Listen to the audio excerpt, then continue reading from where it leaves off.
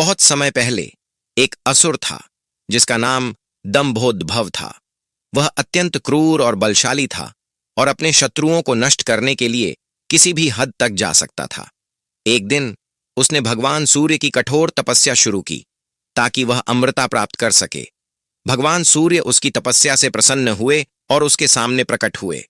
दंभोदभव ने भगवान सूर्य से एक वरदान मांगा कि वह उसे अमर बना दें, लेकिन भगवान सूर्य ने कहा कि अमृता देना उनके लिए संभव नहीं है।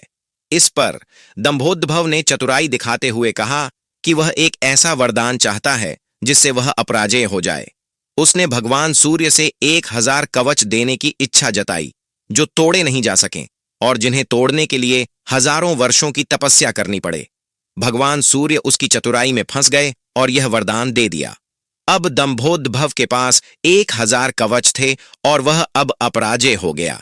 इसके बाद वह पृथ्वी पर अत्याचार करने लगा। लोग उसकी क्रूरता से डरने लगे।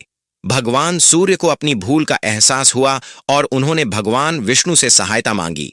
भगवान विष्णु ने उन्हें आश्वासन दिया कि वह इस असुर का अंत करेंगे और धर्म की पुनः स्थापना करेंगे। भगवान विष्णु ने दंभोदभव का अंत करने के लिए नार और नारायण के रूप में 2 अवतार लिए। ये दोनों अवतार पृथ्वी पर धर्म की स्थापना के लिए उत्पन्न हुए। नार और नारायण के रूप में भगवान विष्णु और उनके भक्त का जन्म हुआ। नारायण भगवान विष्णु का रूप थे और नार उनके परम भक्त थे। इन दोनों का जन्म राजा दक्ष की पुत्री मूर्ति और धर्म के संतान के रूप में हुआ था। नार और नारायण का जन्म इस उद्देश्य से हुआ था कि वे दंभोदभव का अंत करें और पृथ्वी पर धर्म की पुनः स्थापना करें। यह 2 अवतार एक दूसरे से अभिन्न थे और उनका जीवन एक साथ बिता। वे अनगिनत वर्षों तक कठोर तपस्या करते हुए बद्रीनाथ के क्षेत्र में स्थित रहे, जहां उन्होंने दंभोदभव के अत्याचारों के खिलाफ धर्म की स्थापना के लिए योजना बनाई। दंभोदभव का अत्याचार बढ़ता जा रहा था और वह बद्रीनाथ के पास निर्दोषों को मारने और उनकी संपत्ति लूटने लगा। नारायण ने इस समय निर्णय लिया कि वह स्वयं दंभोदभव से युद्ध करेंगे। जब दंभोदभव ने नारायण को देखा तो वह उसकी शांत और प्रचंड आंखों से डर गया, क्योंकि उसे महसूस हुआ कि यह व्यक्ति सामान्य नहीं है। नारायण ने युद्ध में दंभोदभव से मुकाबला करना शुरू किया और पहले कवच को तोड़ने में सफल रहे, लेकिन युद्ध में नारायण को घातक चोटें आईं और उनका प्राण संकट में आ गया। नार, जो बद्रीनाथ में ध्यान कर रहे थे, भगवान शिव से महामृत्युंजय मंत्र प्राप्त कर चुके थे।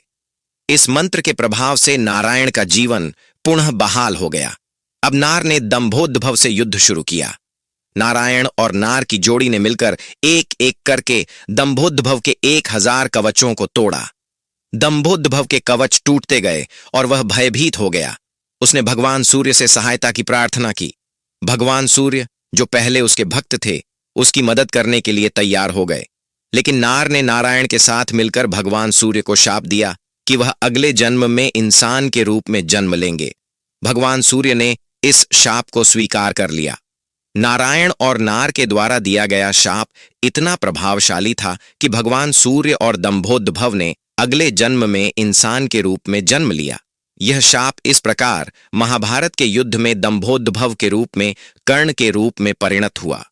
कर्ण को भगवान सूर्य का आशीर्वाद था, जिससे वह अत्यंत शक्तिशाली और वीर बना, लेकिन वह अपने पूर्व जन्म के पापों के कारण अधर्म की ओर बढ़ा और दुर्योधन का मित्र बना। कर्ण का जन्म भगवान सूर्य के आशीर्वाद से हुआ था और उसे कवच और कुंडल के साथ जन्म के समय ही प्राप्त हुए थे। कर्ण का जन्म असामान्य था, क्योंकि उसकी मां कुंती समाज के डर से उसे छोड़कर नदी में बहा दी थी। उसे छोड़ने के बाद कर्ण एक सूत पुत्र के रूप में एक चारियोटियर्स घर में पला बढ़ा। कर्ण के भीतर महान वीरता और अद्वितीय शक्ति थी, लेकिन समाज ने उसे उसकी जाति के कारण अपमानित किया। कर्ण का सबसे बड़ा अपमान तब हुआ जब वह द्रौपदी के स्वयंवर में भाग लेने गया। द्रौपदी ने उसे सूत्रपुत्र कहकर अपमानित किया और उसे स्वयंवर से बाहर कर दिया, हालांकि वह एक महान धनुर्धर था। यह अपमान कर्ण के दिल में गहरा जख्म छोड़ गया और उसने कसम खाई कि वह हर हाल में महान बनेगा। कर्ण ने अपनी वीरता को और बढ़ाने के लिए महान गुरु परशुराम से शिक्षा लेने का निर्णय लिया, लेकिन कर्ण ने परशुराम से शिक्षा प्राप्त करने के लिए यह झूठ बोला कि वह ब्राह्मण है परशुराम को यह छल पता चला और उन्होंने कर्ण को शाप दिया कि युद्ध के दौरान जब उसे अपनी सबसे बड़ी आवश्यकता होगी तो वह अपनी कला भूल जाएगा। यह शाप कर्ण को महाभारत के युद्ध में बहुत महंगा पड़ा, क्योंकि जब वह अर्जुन से लड़ रहा था तो उसे अपनी कला याद नहीं आई और उसकी मृत्यु हो गई। कर्ण के